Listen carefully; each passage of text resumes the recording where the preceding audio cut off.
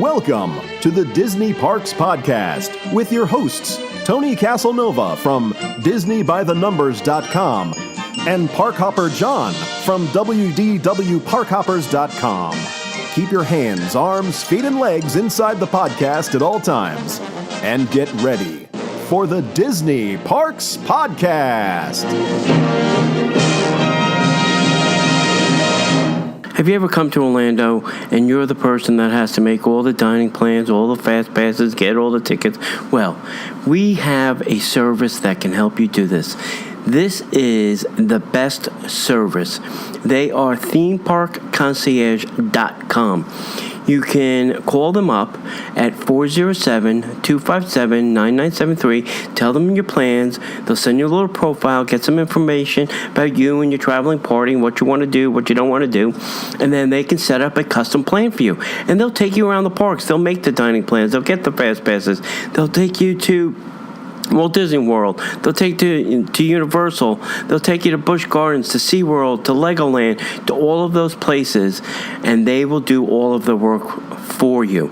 Contact them at themeparkconcierge.com. Check them out on Facebook at facebook.com/Ramon VIP Concierge, or email them at ramon@themeparkconcierge.com. I am telling you, you will not be disappointed. And if you tell them the Disney Parks Podcast sent you, you'll get 10% off your order.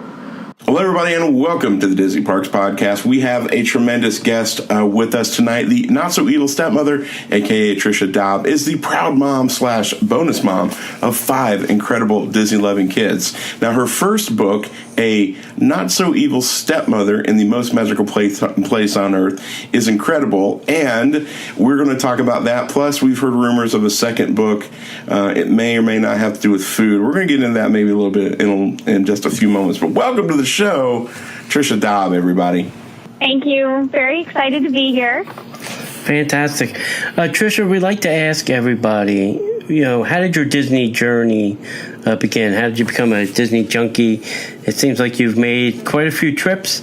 You've written a book about it, so there must be some fuel behind this passion. It started when I was very little. My grandma took us to Disney when I was about 3 years old. I don't obviously remember any of the trip, but it really started a passion there, just having family members that really loved Disney. And I had family from Florida. So when you're from Gainesville, Florida, Disney is like one of the only things to do to get away from the mosquitoes and the alligators. So that really started it off for them, as I had a lot of family in the area and they loved Disney. And it really actually picked up quite a bit when my husband and I got married at Disney in 2005. So we were fortunate. We had a Disney wedding where we brought together our 2 families, and we did our 10-year anniversary trip in 2015, where we took a group of 11. And planning a Disney vacation for a group of 11, you learn a lot. And that was when I decided to write a book about all that I had learned, because I had seen there are so many amazing guidebooks out there, but I realized there weren't too many that were really geared towards blended families, stepmoms, stepdads, big groups of people that are going. And so I thought I could offer that voice into all of the great Disney books that are already out there, is having something really for those folks that are going with big groups of people, have the blended families. And then we also really love the food. So there is a lot of Disney food love in this first book. Sweet. That's awesome. So tell me a little bit about how you got the moniker the Not-So-Evil Stepmother. It's really funny. That was one of the things that came to me very early on with the book, was obviously the whole evil stepmother is something that Disney has really used in quite a few movies, and it's really just kind of one of the things that's associated with Disney. And we had this running joke with my kids. So I have 3 bonus kids. And the running joke was, the second my husband and I said I do, I was going to turn into this evil stepmother, and my head was going to start spinning, and my eyes were going to start glowing, and my hair was going to turn into horns. And so when you look at the cover art on the book, you'll see that it reflects that. I have evil red eyebrows and horns. And so that was the running joke, is that I would become this evil stepmother. And so when we were playing around, when I was working with the publisher on the title of the book, that was really kind of where we landed, was on being the not so evil stepmother, because most stepmoms, hopefully, fingers crossed, most of us out there are not that evil. Right. Unless you're in a Disney movie. Right. Then all bets are off. If you're in Disney movies, for whatever reason, stepmoms get a really bad rap. But I've been fortunate enough. I have a stepmom, and she's not so evil. I think my sons that are not bonus kids would probably say I'm more evil than my bonus kids probably would. Well, you don't want to be the mother, because they also die in the movie usually too. In the Or Disney they never movie. exist in the Right. first place. So stepmother actually lives. Yeah. There's some problems with the Disney World movies and the moms and the stepmoms. There's, it's a psychoanalyst dream. But that's good that you're the not so evil stepmom. Right. All right. So before we talk about the book a little bit, tell us about the woman who you dedicated this book to, your grandmother. My grandma was such a role model for me my whole life, and she's the reason I really pushed myself to actually put the book out there to a publisher. She unfortunately passed away just a few months before the book came out, but she knew I was writing it. She was really the person that got me very excited about Disney from the beginning, and just somebody, how you have that person that always had your back your whole life. Mm-hmm. And she was just that person for me, and I learned so many important lessons from her. And so when I was writing and figuring out really who to dedicate this book for, she was the only person I could really. I mean, I'm so fortunate. I have a huge family with the kids, and I married my best friend. But it was really visiting her one day, and I told her, "Hey, I'm writing a book," and I saw her blue eyes light up, and she unfortunately was suffering from dementia at the time, but it was one of those coherent moments, and she was very excited for me, and she made it very clear that I should do this. And I went home that night and emailed Bob McLean at Theme Park Press and sent him a synopsis, and a couple of days later, he emailed me back and said, "Great, can you do 45,000 words, and when can you have it done?" Wow. So she was really a big part of getting me excited to really see this through and get it completed. That's awesome. Sorry about your loss. It's when you've dealt with somebody. I'm not sure if you've dealt with that with someone with dementia and Alzheimer's. Sometimes they're finally at peace, and it was hard. But till the end, we would see that those fiery blue eyes come out every now and then. Yeah, my grandmother had the same thing, and we lost her a couple years ago. So, funny story, not funny, but funny story about that. My grandmother never wanted to ever ruin an occasion. So my birthday was on October 8th, and my grandmother passed away on the 9th because she didn't want to ruin my birthday. Wow. So it's great when you have people in your life like that. I loved your dedication, especially because it resonated with something that my wife's mom did. Taught her to wear heels because they made her legs look good.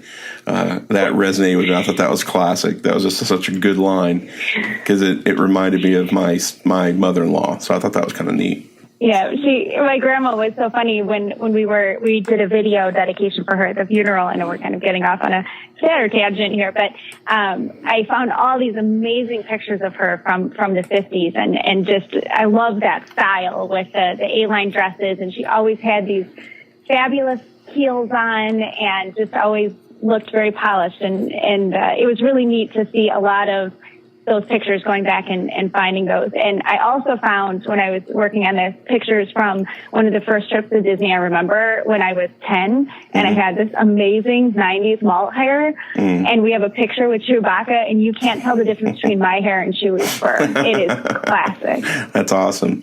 And, it's good to get to know, that's why we do the podcast, because the people that we've met got to know our lives. And so we matter to them, and I think that it's good that we get to know you a little bit more, because your book, really honestly, I want you to kind of give an overview of the book, but from my reading, is really kind of an overview. It's almost like a super helpful diary of these trips. Lots of tips, lots of secrets that you give away. So it's great. So it's great to get to know a little bit more about you. But from your perspective, how would you describe the book to other people? The way I always tell people about it is that, and my husband actually described it best. He's like, it's like sitting down and having cocktails with your girlfriend who knows a lot about Disney, and she's helping you plan your vacation while telling you stories of hers. Right. And that's really what I set out to write. I actually really originally didn't necessarily set out to write a guidebook. It was more wanting to write about these trips that we'd had, these experiences that we had. And then as I was writing, I was thinking, oh yeah, I remember, tell people use an umbrella stroller. Oh yeah, remember, tell people to make sure they're dressed in layers because Floridians love their air conditioning. Just all these things that I would tell people when they would ask me for advice on planning trips, because in our circle of friends, everyone would always come to me and ask me about, well, how do I do this? And where should I go? And what's some things that I should know? And so really the way that I would describe it is how you said it best. It's almost a diary, but has tips on planning and some of the different things that you need to think about when you're going to Disney, whether you're going there with kids in their 20s or whether you're going there with 4 and 5 year olds. There are a lot of different things that we talk about in there. And my parents also came along. So we've had grandparents with our group as well as smaller kids, and just a lot of experiences and so many magical ones. And Disney's really played a role in our family coming together and forming a family. And that was also a message and kind of a theme that was throughout the book, is the role that Disney's really played in bringing this family together. So would you say that you're a detailed park planner? You have the itinerary, you have a day-by-day, hour-by-hour kind of itinerary for everybody? Or do you kind of wing some of it? And, why do you think you're a detailed planner? Because my cousin's coming down here for a trip, and he sent me like this 3-tab Excel workbook. I was like, oh my God. It's like a minute by minute, blow by blow of everything that's going to happen on the trip. So it's so funny you say that, because my family would say I'm like a drill sergeant, and we're going to be here, we're going to be here, we're going to be here. And really with the Fast Pass Pluses, it's become like that a little bit more. I feel like you're planning even more. Now, there's the benefit of you have those things that are on your must-see list, and you're basically reserving the ability to see those. So it's almost freeing in the sense that you get those boxes checked, but it really does put you on even more of a schedule of, you probably don't really want to be on Big Thunder Mountain at 3:00 and then trying to race over and get to a reservation over in Tomorrowland, 20 minutes later. It does set you up a little bit for having to think about some of it in advance. But I would say it really depends on the trip.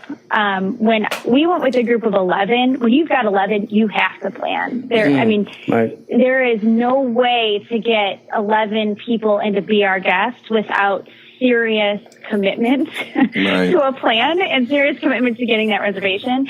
But I also think I've relaxed a little bit on some things depending on the trip that I'm on. So I was so fortunate. My son and I went down in December. It was just myself and my now 17-year-old son, and he was there for a cheerleading event. And there was a lot of it that was much more relaxed then, because we were really at the whim of some of the scheduling of the event. And so I had to let a lot of it go, and I would say it was a little tricky for me. But I would say, again, I really kind of do both. One of the tips that I have in the book is to, especially if you're going with a big group or you have people that really have things that that they have boxes they have to check, is to have people send you their top 3. When we had the group of 11, I had everybody send me the top 3 things that they wanted to do. And I said, I cannot promise you that these things will happen, but I'll do my best. So then I at least kind of knew what was an A list and a B list of things that we wanted to try to get to and see and do. And we didn't get to everything. And I think being okay with that is one of those hard parts. But I also think you have to be sensible. Disney is a marathon. It is not a sprint. If you try to sprint through Disney, you're going to be feeling it for weeks after, and you'll probably miss out on some of the really great parts of being at Disney. So I always encourage people, make sure you have breaks scheduled in there. Make sure you have at least a sit-down meal a couple of times in your trip so you can just sit down and absorb being with the people that you're there with. Because when you're on an attraction, you're not really doing that, not spending time together. So that's one of the things I love about the food aspect of Disney is using meals as really that opportunity to connect with the people that you're there with. Yeah, absolutely. You don't want to need a vacation from your vacation. No. Because I've done that. You find that you need a vacation from Disney? I need a vacation from my vacation because, like you're saying, I try to always do it as a sprint and not a marathon. So I'm usually exhausted at the end of my trip. Typically, back in the day. It's interesting you say it because one of the things that it's almost like you can have two types of vacations. And sometimes you get that perfect vacation where it's both, where it's you have a physical break or a mental break. And, when you can have a vacation that has both the physical and the mental break, that's amazing. But usually you have to be European and get 6 weeks of vacation. The way that it works here in the States with the fact that you can, usually only get a week, it's like by the time that you've shut yourself off from work, you're 3 days into your vacation. So then you get 2 days before you're thinking about what you're dreading, what you're going back to. But what we found with Disney is we almost get in a bubble when we're there, where you can really shut out the outside world. And it's easy to do. That's one of the reasons we usually stay on property as well, is it makes it easier to stay inside that bubble. So we may go back physically tired, but mentally there's been a break from all that's going on outside. So outside of the Disney bubble, and that's sometimes what at least we've as a family need as much as the physical break. Absolutely. I agree. Yeah. So we're looking at the book. Can you give us a quick overview? And obviously, the first thing is we want everybody to go out and buy a copy of the book. So we don't want you to give too much away. But could you tell us about how the chapters are broken down? Because you have very interesting groupings specifically about how you broke your chapters down. I think it's fascinating. Mm-hmm. Yeah, so the book is broken into 4 experiences, and those 4 experiences are kind of the 4 big trips that we've taken. So there's Experience 2005, which is Disney for 8, which was when we had our Disney wedding, and we had our 4 kids, my husband and I, and then my parents as well. Then I have Experience 2007, which is Disney for 2, and I was actually at Disney for work for a conference, and my husband came down, and we just did just a little bit of time in the parks, but he had a really interesting experience with the Swan Hotel that I really wanted to share. And then Experience 2013, which is Disney for 3, and this was when we took, my husband and I took our son. So we have these, yours, mine, and ours. And so our little guy obviously didn't exist in 2005 when we went, and he would always get very upset by pictures where he wasn't in them. And he really wanted to go to Disney, so we did take him. And then I have Experience 2015, which is Disney for 11. And then within each of those experiences, there's chapters that are usually broken down kind of following the days of the trip. But I tried to get creative with the names of them. So instead of saying, the Disney wedding, it's the Evil Stepmother's Disney wedding. I have Celebrating 5 Years of Oliver, and this was when we went to Disney in 2013 and celebrated my son's 5th birthday. And then, for example, the day in Disney for 11, back in 2015, the Kingdom of Bollywood and Everest. This is where I talk about our day at Animal Kingdom, where we actually have, embarrassing enough, on video, a whole group of us doing Bollywood-style dancing. We got caught. The rhythm got us. We got to see that video. Tell me that's somewhere on the internet. It is not, thank God. My dad is a photographer, and he's not really on social media yet. He takes amazing pictures of Disney. But yes, it's so funny because my son Austin, who's a teenager, he was like, I am not going out there because I know this video will be used against me. And so we got pretty much everybody else out there, but he just was like, no. I refuse. I am not going out there. And then my dad for Christmas actually did a DVD for us of all the pictures, and then he inserted video clips in there, and of course that video was in there. So it did, but no, it's not on the internet, though. I have posted some embarrassing pictures. The Chewbacca one I mentioned earlier from the 90s. I got some nice Coke bottle glasses going on, so I'm not. It's a good look. I'm not afraid to post embarrassing things. Right. Bollywood dancing, not quite yet. We're all going to get Slumdog Millionaire up in here. Come on. That'd be awesome. All right, so you got married at Disney. John officiated a wedding at Disney, and actually friends of ours had gotten married. He was the person that married them at the wedding pavilion. So tell us about your Disney wedding experience. What did you do? Where did you go? Where did you have the ceremony, if you did, and all that kind of stuff? So we had what at the time in 2005 was called an intimate ceremony. I know that there's a similar package these days. I think it's got a slightly different name. But you could have a max of 13 people, and that included the bride and the groom. So we actually had some friends really mad at us. We had a friend of ours that's known my husband for a long time, and that I've known for a number of years now too, that had wanted to officiate our wedding. But what happened was when we decided to get married at Disney and we had this max of 13 people in the package that we had to really kind of make tough choices. My husband is one of 10 kids. So they don't travel light. If you invite one person, you have 40. There's no 13, max of 13 when you're one of 10 kids. So we had to make some really tough choices about who to have. And so, but it's funny you mentioned the officiating because our friend had really wanted to officiate. But yeah, we had a max of 13. And then originally the ceremony was supposed to take place at the Rose Gazebo, which is right in the courtyard of the yacht club. It's an intimate space. It's a quieter space. Really the only people that can really see you are people staying in one of the areas of the yacht club hotel. It doesn't have a lot of foot traffic. Well, the morning of our wedding, it decided to rain, as it does in Florida. The planner called me and said, well, we have to move your location. We found another kind of like a gazebo space, but it's in a slightly different location.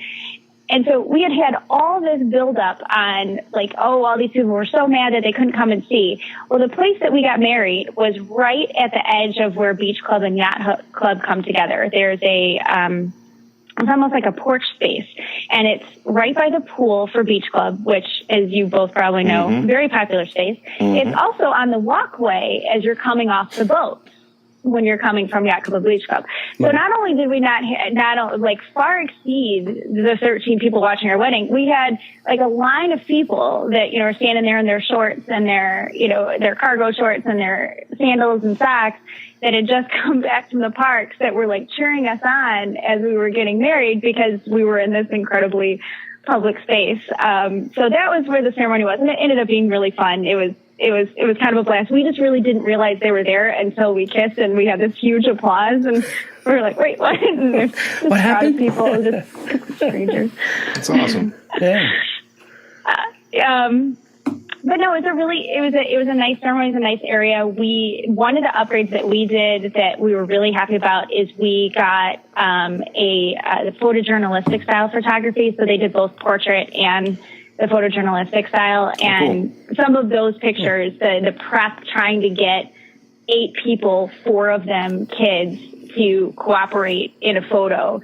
Some of getting that to happen are some of our favorite photos. Like we have nice post ones, but we've got ones where they're just crazy and insane, which is a great reflection of our kids. And I have one where my son, Austin, who was 5 at the time, is just like laying on this bench, like, please, can this be over? I am bored out of my skull. And it was like a 10-minute ceremony. And he was just like, I can't stand still anymore. We also had a videographer. We have a VHS of our wedding. Have no way of watching it. Watched it once, decided never again. It was kind of one of those things that you think, I need a video of my wedding, and then you realize, no, I didn't really need a video of my wedding.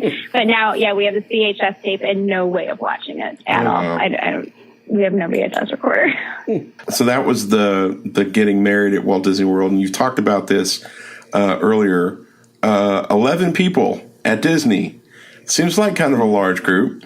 How did that go? So that was in 2015, and we had said we're going to go back for our 10-year anniversary. And when you tell kids that you're going to go to Disney when they're 8, just know that they'll remember, even if it's 10 years later. Right. So our daughter Annie, who was 8 when we went in 2005, was like, "We're going.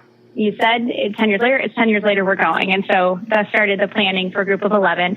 So we had our now 5 kids, and then our oldest, Nate, his girlfriend, who is now his wife,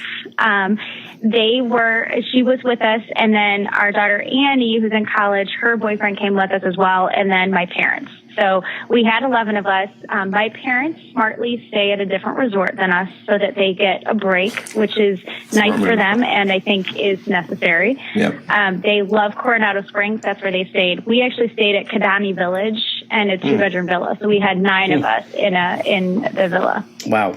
Yeah, so... You know how you said you need a break from your vacation after? Yes. I love our family. I love when we're together. We all needed a break from each other by the end of that 7 days. So That's a lot. It's a small space for 9 people. So how were you guys getting around? Were you just using Disney transportation? Did you have a van? Did you Uber? Oh, wait, Uber wasn't around then. How were you physically getting that many people around Walt Disney World? I'm not trying to be nosy. I'm just very interested in how that all worked out. Yeah, actually, so we had in 2005, we kind of had a negative experience with Magical Express, and so I was kind of not down on Magical Express. I used it in 2016 and didn't have an issue, but in 2015, when you've got a group of 11, the amount of luggage just that a group of 11 accumulates is a lot. So we actually used a car service, and the name is escaping me, and I feel really badly about that. But we used a car service, and it was really great because this car service actually makes a stop on the way into the parks. So you can go to a grocery store, you can go to, Uber Walgreens, where they have kind of a grocery store set up. So this guy, the guy that picked us up when we had a group of 11, they actually had kind of like one of those big white, we call it in the Midwest, a big church van, where you can fit like 20 people in a van. So we had one of those, and then they put all of our luggage in a trailer in the back. Yeah. So we weren't, shoving suitcases under our feet or anything like that. So that's how we got to and from the parks. And then once we were there, we just used Disney Transport. And that's one of the things, being a mom of kids that range in ages at the time we were at Disney from 7 to 26.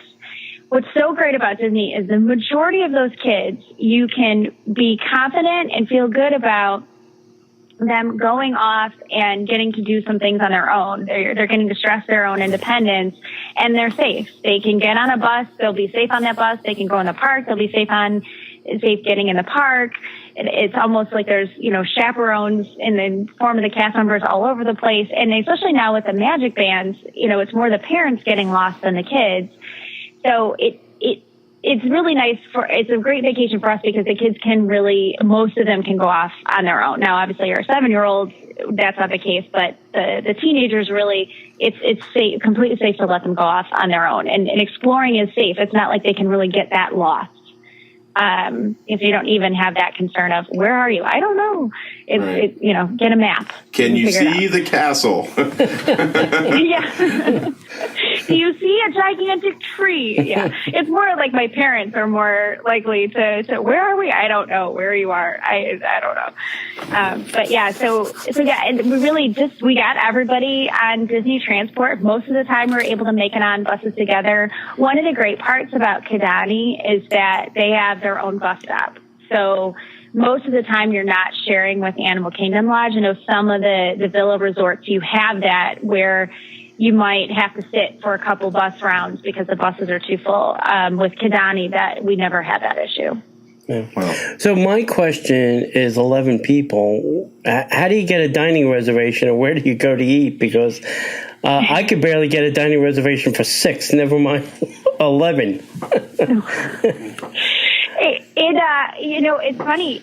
So we wanted to go back to Chico. We went to Chico after our Disney wedding in 2005. And so we wanted to go back there in 2015. Our kids were really excited because they remembered that it was unique and different, but not really appreciating it at the time. And so to get a reservation at Chico, it's a totally different system than a typical Disney dining reservation. You actually make it directly with the restaurant. And it was a little tricky. There seemed to be a lot of confusion. Originally they told me we can only take your party at 9:00 at night. And I was like, yeah, that's not really going to work. How about this time? And so we ended up getting the reservation that we wanted at the time that we wanted. And then we just actually took the bus. I'm trying to remember correctly. So I think my parents took an Uber from their resort at Coronado. They took an Uber or a Lyft over to Animal Kingdom Lodge. And then we just hopped on a bus and let them know we needed to go over to the Animal Kingdom Lodge. And the bus dropped us off there. Getting back was trickier. And a lot of folks think that Kidani Village is part of Animal Kingdom Lodge. It's about a mile walk between the two. There are some paths, but it wasn't necessarily designed to be this, beautiful path to go between the two. So you can walk between them, but it is kind of a hike, and there's not really too much transportation between the two, especially when you hit a certain point at night. So some of us hopped in the cab with my parents. They dropped us off at Kidani and then took my parents back to Coronado, and then another group of us walked. So with Chico, it was interesting. Be Our Guest, I have a trick for Be Our Guest. I've used it with 11. I've used it with 4. There's a lot of diligence in it, but I also think when you're doing a big group like that, most restaurants you have to call. You can't book online for, I think it's usually more to 6 to 8.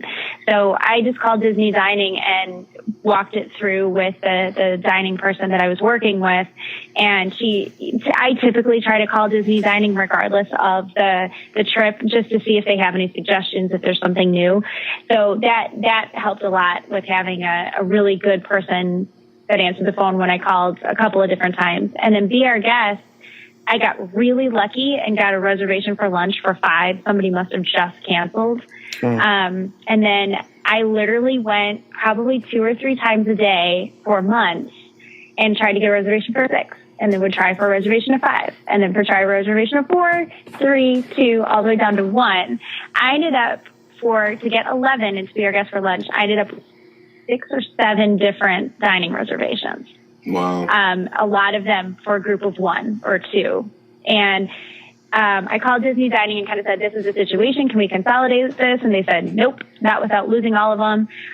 But because it's quick service, what we did is we just went at the time of the very first one, and the cast members had no issue just letting us all in together. Wow. So we just went in together. And so that's what I always recommend to people is, usually if you get it anywhere between like a 20 and 30 minute time frame, they'll usually let you in, because I don't know that I've been to Be Our Guest where there hasn't been a line to place your order. So it's not as if you're getting in there in the dining room at your exact reservation time anyway. Yeah, unless it's dinner maybe. The dinner is obviously the sit-down dinner, so it works very differently. That you would have to have them all at the same time. But for breakfast and lunch, it's both the quick service style, so you're finding your own seating. And then a cast member was nice enough to help us with finding seating so that we could actually all sit together too at Be Our Guest. Yeah, it sounds like Jinko, they sent you to the group dining number. Yeah, they sent us there, and then I was working directly with somebody at Chico for a period as well. So it ended up working out, and we get to sit in this wine room, which is a room that they don't always have open at Chico, which is this really beautiful space. It is just gorgeous in that room. It's beautiful. And the dining room at Chico is beautiful. This space especially was really nice. It was very intimate. And it was just the food, everything at Chico is an incredible experience. Right. So what would you tell somebody is your best money saving tip if they want to go to Disney? I would would have to say getting the Disney visa. Is that okay for me to say? Sure. Yeah, really for us, we don't go to Disney that much. And when we're going, obviously we're taking a big group of people. So you really have to know that you're going to have sticker shock when you're taking 11 people. But the Disney visa was awesome for us because it saved us money for a lot of signature dining. The Disney visa, you get 10% off. GCO for 11 is not a $20 dinner. As you can imagine, it's more about $800. And so when you're saving 10% on that, and then we would also, my husband has the Premier Disney visa, and so he gets 2% back on all purchases. I have the regular one. I get 1% back. So we got them about 6 or 7 months before we left, used the cards for purchases. We also were able to buy our vacation on the Disney visa, and then we got 6 months, no interest, no payments on the vacation. There was a special running at the time. And so then we use that, and then you also get 10% off any merchandise purchase over $50, and that's anywhere. We use that at a little kiosk buying some pens and some sunglasses and a bottle of water. So that really applies pretty much anywhere on the merchandise side.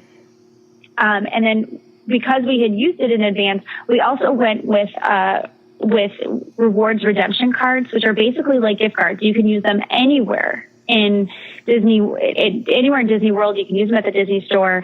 And we went with those, and I think we had well over $400 on those Disney redemption cards, which are basically just essentially like having cash at Disney. Yeah, sure. So that was really a big one for us. We've also found the villas to be money saving for us, because if we tried to get the number of hotel rooms that we'd have to get to have a group of 9, that's multiple hotel rooms, and Disney doesn't guarantee that they'll connect your rooms. So there's no promise if you say you decide to book at the Boardwalk Inn versus the Boardwalk Villas that your rooms will actually be connected. I've tried multiple times to do that. And so the villas end up saving us money in that we're all able to be together. We don't have to have multiple bookings, multiple rooms. And then also, we tend to eat breakfast in the room, and we get snacks and stuff like that. So it does save us some money from that aspect of reducing the amount of meals that we're really, going out and searching for in the resort or in the park to eat. Yeah. Well, throughout the book, you have different little secret tips that you like to share. Can you share one of them, maybe that either didn't make the book or it's one that is one of your personal favorites? Well, I'll share one of my personal favorites is, and this is more geared towards folks with kids, but use an umbrella stroller. Bring your own, get an umbrella stroller, and use that in the parks.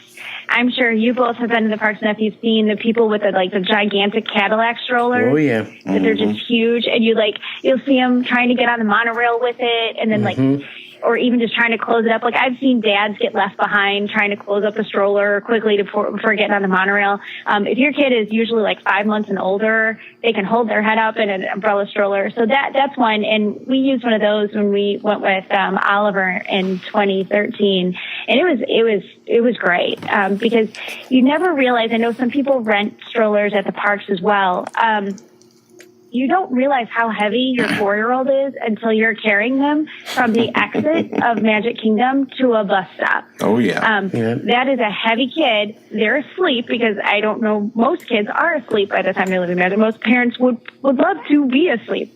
But if you're renting, you've got to take your kid out of the stroller and leave it there. And if your stroller is big, you're probably going to have to take your kid out of the stroller to get on the bus. Umbrella strollers, a lot of times you can just roll right up on the bus as well if they're not too full, because they don't take up much more space than a person. That's one of my big ones. And I always tell people to use dining not as just a way to save money, but use it as an opportunity to connect with the people that you're there with. Disney puts as much magic into those dining experiences as they do those attractions. All that you see and love when you go on Space Mountain and you see the theming at Peter Pan's Flight and the theming at Expedition Everest, that same attention to detail and all that the Imagineers do, they put that into the dining with the menu and the the location and the decorations and the experience is all in dining as well. And so I really encourage people at least once or twice on your trip, do something, go somewhere, eat food from a new world, try something new. You're on vacation. That's when the time to try new things. And it's also just an opportunity to really sit and connect with the people that you've paid all this money to be on vacation with. Yeah. Yeah, I know Walmart, any Walmart near a Disney hotel sells the $9.99 umbrella stroller. And I think everybody just goes and buys it. I've seen them left at the TTC. I've seen them left at the Magic Kingdom, because after they're done, they just leave them. They're done. They're not going to take them back, on a plane or whatever. They just, come buy the $10 stroller and just leave it somewhere, Yeah, it's really a lifesaver. I've always, after having done it, I'm like, why would you ever do it with a big, huge one? But the other thing, too, is a lot of people forget. Now, I'm from Chicago, and Chicago here is a gigantic airport. You will be walking a lot. Some airports are smaller, but you will be walking in that airport. And it is so nice to take a kid on a plane who's just been sitting and relaxing for a little while. Then, you're trying to hustle them through an airport. And if you are having to hustle through an airport, it's a lot easier to do it when you're pushing a kid in a stroller. And those strollers are gate checked. So you don't even have to check them in. They will take it right before you get on the plane. You can roll your kid even down all the way to right before you get on the plane. They gate check it there, and they will meet you with that stroller as you're getting off the plane. Yeah. And Epcot stands for Every Parent Carries Out a Toddler, just to remind everybody. And you never know how long the bus is going to take. Oh, yeah. It's one of those things that I just seen. I remember one of my favorite Disney stories is we saw this dad for like 5 minutes trying to push this like triple wide stroller onto the monorail. And so we sat there for 5 minutes listening to, please hold on to the handrails. Please stay clear of the doors. Por favor, manténgase adelante de los puertas, for like 5 minutes because the doors kept trying to close. Yeah. And like the stroller was not going in. And he was like, the stroller is going in. And so then it was just this weird discombobulated thing. We left him trying to get off of the monorail because we thought this was going to go on for a while. I'm not sure how he was going to get it back off the monorail after having gotten it on. But yeah, after that, I'm like, never again. Umbrella stroller. I wish they had them for adults. I would use one. Oh, yeah. I wish somebody pushed me around in a stroller. I know, right? Especially Epcot especially. Oh. I agree. You need like a brand new pair of sneakers to get around that park. Or a hoverboard. All right, Trish, tell everybody where they can find your book, where they can buy your book, and then, if they have questions or want to follow up with you, anything where they can find you maybe on the internet. So the book is available on Amazon. It's in both print as well as Kindle. And the cool thing is when you buy the print copy, you actually get the Kindle version free. So I tell people, buy the print copies, give that away as a gift so you can keep the Kindle copy for yourself. So you're kind of getting 2 books in one.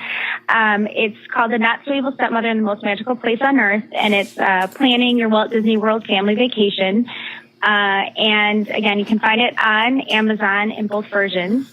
I am on the internet. I'm officially on Facebook. I kind of put that off for a really, really long time. I've only been on Facebook for like a month, which people laugh at me when I say that. But so I'm on Facebook as just Trisha Daab, and the last name is Daab. I'm also really active on Instagram, which is how I found you all. And I'm on Instagram as @NotSoEvil_Disney Stepmom. All right. That sounds great. We want to thank you for coming on and giving us all this great information. I think people need some help sometimes planning their trip, so this will be helpful information. So thank you for coming on. Thank you for spending time with us. Any final thoughts? Just thank you all for getting the word out about Disney, having ways for all of us who are missing Disney to have a way to engage with it when we're between park visits, and for having me on. I really appreciate it. It was really fun. All right. That's great. Perfect. And as we'd like to say around here, we'll see you in the parks. The Disney Parks Podcast is not affiliated with the Walt Disney Company. All Disney parks, attractions, lands, shows, event names, etc. are registered trademarks of the Walt Disney Company. Like a boat out the blue. Fate steps in and sees you through.